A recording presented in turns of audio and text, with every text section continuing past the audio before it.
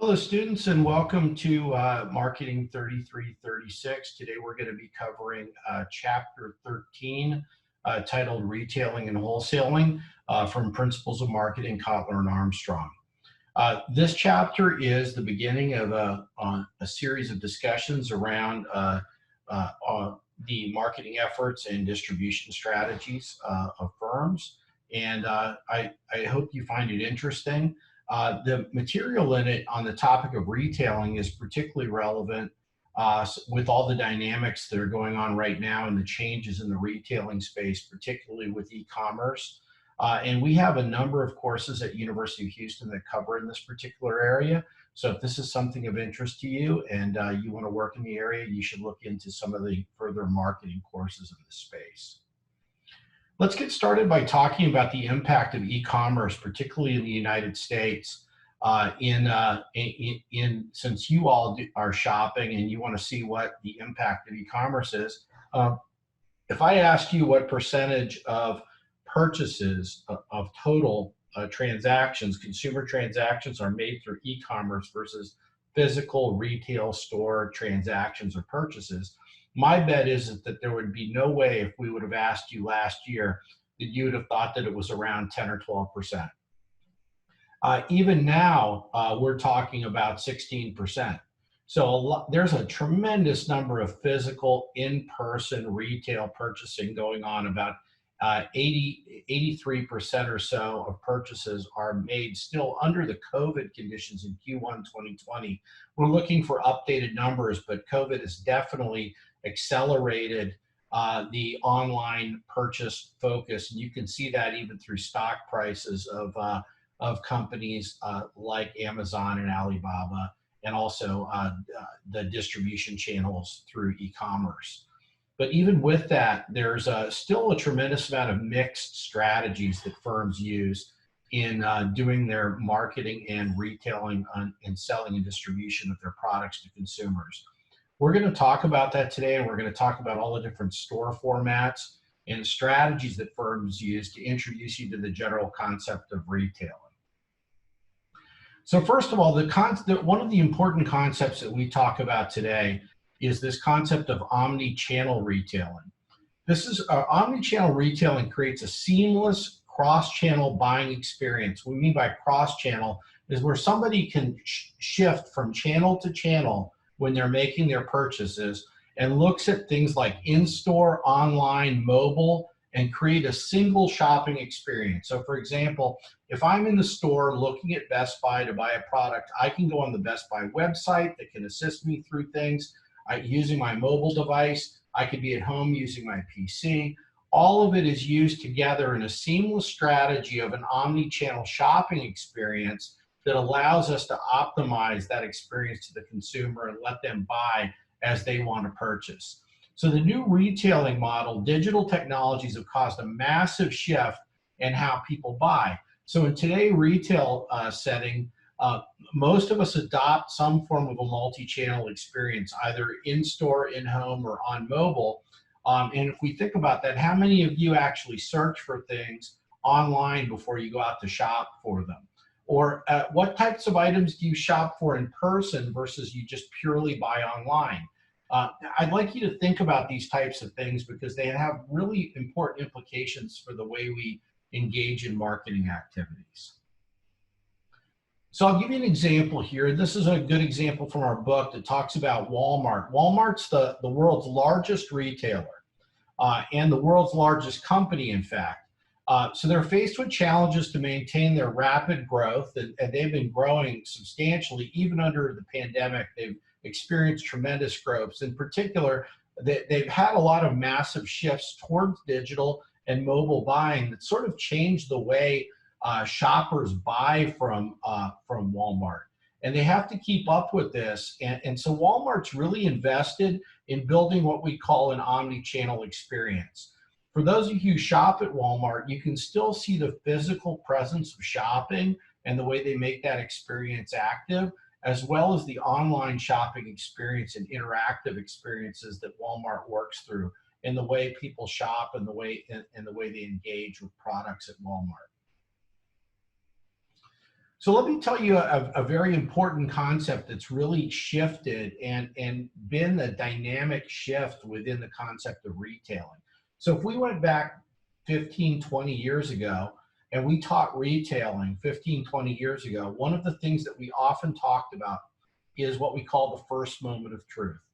And the first moment of truth is the critical 3 to 7 seconds the shopper considers a product on a store shelf. So let's say you're walking through a grocery store and you're deciding what type of cereal you want to buy. And you haven't bought cereal in a while and you want to start considering that. So maybe you look up at the shelf and you see what's up on the shelf. Now, a lot of retailers and companies that are selling through retail fight for store space. And obviously, eye level, center of the aisle, or end cap store space is really, shelf space is really important to capture the eye's attention. So the first moment of truth was always thought of as we walk through the store and we see the products, they form what's called our consideration set. And these are the products that we consider overall when we're deciding whether we want to buy something. So when we're the consideration set in the first moment of truth is formed when we look at these cereals and we're trying to buy or make a decision about buying. Now that could still be true for some products that we really don't want to do research on, but more products that are more that there's more at stake, or we really want to research and find out more information to be able to make really smart buying decisions, require us, and that's actually even true with things like cereal now for people too. People want to do research on them on their own and figure out what's out there and what we might want to buy. So for example, if I'm buying a technology product, let's say I'm buying a new TV for my house, and I want to look at what are the TVs out there and what are the attributes and what's some of the best options for me, I might research that online before I actually go into a retail store and check out those TVs. And so the first moment of truth has changed dynamically. So one of the things that we know of is that there's this concept, what we call the zero moment of truth. Now, the zero moment of truth is the time period by which an individual actually goes and they search and research online prior to them actually going to the store. And so Google did a big study on this topic, and they looked at digital and they looked at what we call the zero moment of truth. So let's take a second and watch this quick video on Google and the zero moment of truth. Marketers have been using a three-step mental model of marketing for a long time. Stimulus, like developing a TV ad. Shelf, focusing on point of sale, which has historically been called the first moment of truth. And experience. People take the product home and experience it. They could have a good experience or a bad experience, and they share it. This is the second moment of truth. If marketers spend time on these three steps, they should succeed, right? We investigated this theory. We conducted a comprehensive study with research partner Shopper Sciences using 5,000 shoppers across 12 categories, from groceries to cars and financial products. The goal, show where influence takes place as shoppers move from undecided to decided. We found that the average shopper used 10.4 sources of information, up from 5.3 sources in 2010. We asked shoppers what sources they used to make decisions, when they used it, and how influential is each source. When we lined up their responses, a fourth step appeared in the marketing mental model, the zero moment of truth. This is when consumers do their research, get smart about alternatives, read reviews, look for coupons and comparison shop, all before going to the shelf. When we compare the steps, the zero moment of truth pops up as highly relevant and influential. Consumers have changed the way they have approached decision making. As a marketer, have you kept up, or are you still using the old mental model? There's a new mental model now, and marketers that can now keep all these steps spinning gain a very competitive advantage in today's marketplace.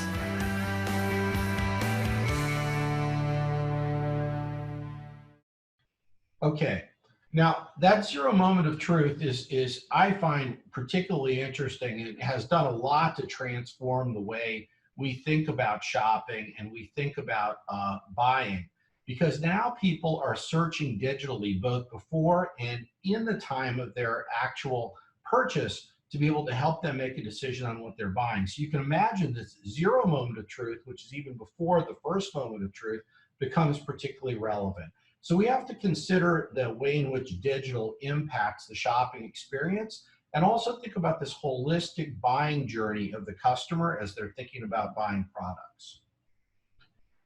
So next, let's talk about the types of product line classifications, or the types of ways in which we retail out there in the marketplace.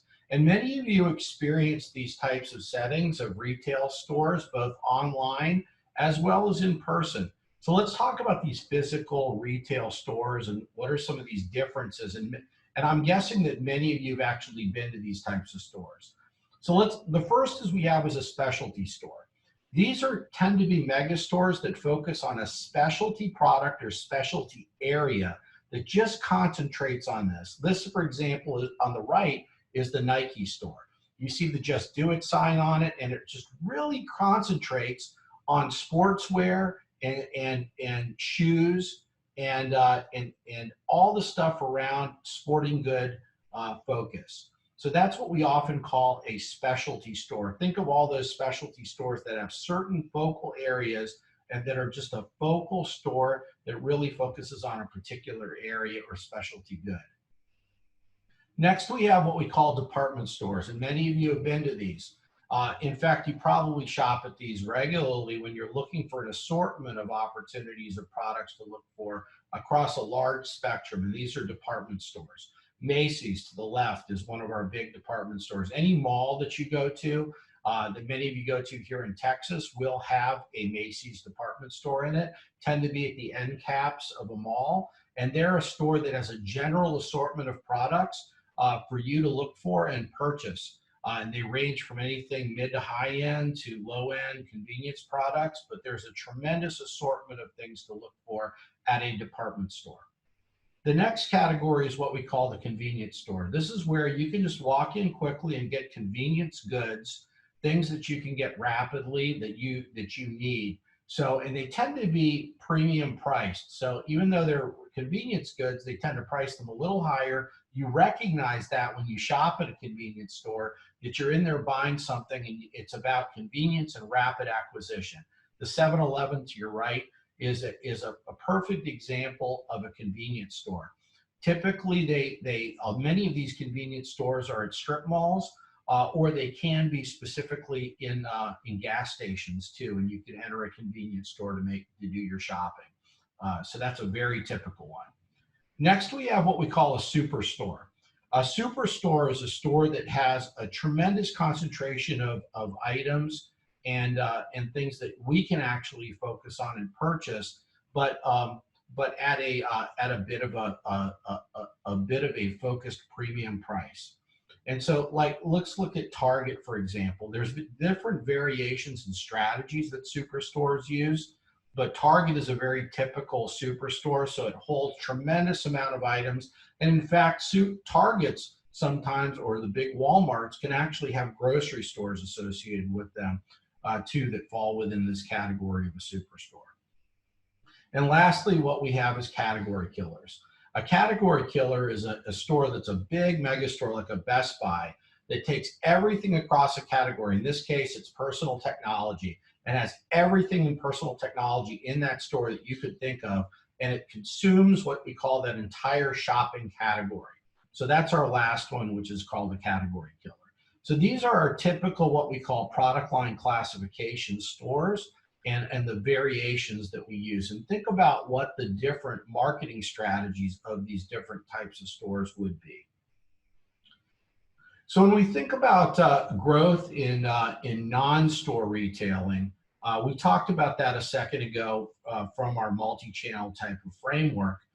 We have direct, which is buying direct from a company instead of going through a retail source. So we might have companies that are actually didn't previously sell directly to the consumer, now selling directly to consumers, often through online advertising or even through television advertising.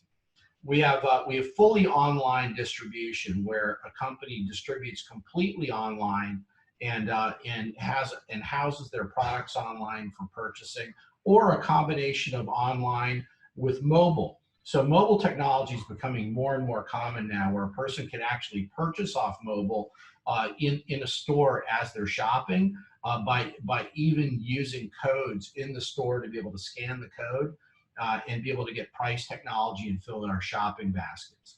And then lastly, social media, where we push out and we actually look for customization in the way products are shared to the marketplace. So there's a lot of growth in what we call non-store options when we think of retailing settings. So now let's take a step back to the organizational approach. And this is, how are organizations formulated, and what are sort of the different models of formulated organizations out there in the marketplace, and how can they be utilized to sell product to the market in retail formats? And we're going to talk about 4 particular ones. This is a figure from the book. I'm going to go into depth in each of these topics, but this is actually a really good figure for you to have a clear understanding of, because if you're going to be talking about marketing or business in general, understanding organizational approaches is really important, and many students really don't fully understand what we call the concept of an organizational approach. So we have four core types. We have the corporate chain, and we have the voluntary chain, we have the retail cooperative, and we have the franchise organization. And I'm going to go through each of these briefly to be able to describe them for you so that you get a better understanding of what we mean by each of these areas. Because we're going to talk a little bit more about this as we move forward in the semester. So let's talk about corporate chains. These are 2 or more outlets that are commonly owned and controlled. So that's if we have more than one outlet for something, that's a corporate chain. So for example, you see a bunch of CVS's everywhere, that's a corporate chain. We see a bunch of Macy's everywhere and they're controlled by a central corporate organization, that's called a corporate chain. So a size allows them to buy large quantities of product at lower prices and promote those products uniformly across their marketplaces. And because of this big purchasing power, they can drive down prices, or they can create bigger margins for themselves in the sale of these products to the marketplace. But these are corporate chains, corporate owned and corporate organized and operated with full control over those distribution in those stores. So they control everything. They own the stores, they own the chain, and they hire the employees directly and control them themselves. And that's a very common structure in retailing. The next is what we call a voluntary chain. So voluntary chains are wholesale sponsored groups of independent retailers that engage in group buying and group common merchandising. Why do they do this? So IGA, Independent Grocers Association, or IGA, many of you might have shopped at an IGA. They're actually quite popular in the East Coast and the Midwest. There's not as many of them down in the South, but Western Auto, True Value Hardware, you've probably been to the True Value or Aces True Value Hardwares. And these are what we call our voluntary chains. And what these are, the reason they're voluntary is because they form an independent retailer group. So all of these have come together and they've said that we, although independently owned, will work with each other for the purposes of coordinating efforts and coordinating structure, and also form what we call a group buying initiative. Because we know instead of individually buying product, for example, for our hardware store, it's going to be better to come together with the power of a buy. So instead of somebody buying, for example, shovels for their particular store from a distributor, and they have to buy, say, 20 shovels, they can get together with 100 different stores and buy 2,000 shovels. And because of the volume, they can drive the volume price discount down, get themselves better margin when they sell those products. So they form what we call a voluntary chain. So next, as opposed to when we say True Value Hardware, we'll go down to a retail cooperative, for example, Ace Hardware or Associated Grocers. And these are what we call retail cooperatives. So this is a group of independent retailers that band together in a central wholesale operation and conduct joint merchandising and promotion efforts. So they're really not formulated as tightly as the previous group of the voluntary chains. They're more of a cooperative. This is a lower subset of cooperation that happens between them. And they tend to be independent from one another, but they work together to be able to help in their operations, sharing ideas, working on ideas about how to merchandise or promote products so that they can have uniform promotion strategies and things like that to the marketplace. So it's a little bit looser, but it's also a cooperative effort across organizations to be able to hit that marketplace.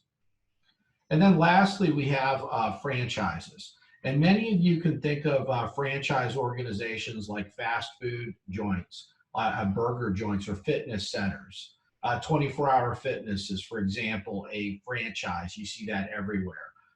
So many of the fitness organizations. So what a franchise is our contractual associations between a manufacturer, wholesaler, or a service organization and independent business people who buy the right to own and operate a franchise. So for example, if I would buy my right and I would get a licensing right to own a 24-hour fitness. So I'll give you an example. For example, let's just say in Rice Village, I wanted to put a 24-hour fitness there. So I would look to that area. I would look to get franchising rights for 24-hour fitness for that particular area. I would then have their assistants to set up my 24-hour fitness, design it, put all of the facilities together and things like this. But I would be funding it and setting it up myself and privately owning it. But I would pay what's called franchise fees back to the organization for the rights to be able to do that. So franchising actually is a lot more than just burger restaurants, for example, or fast food restaurants, and for example, these fitness centers. Give you an example is like Century 21 or many of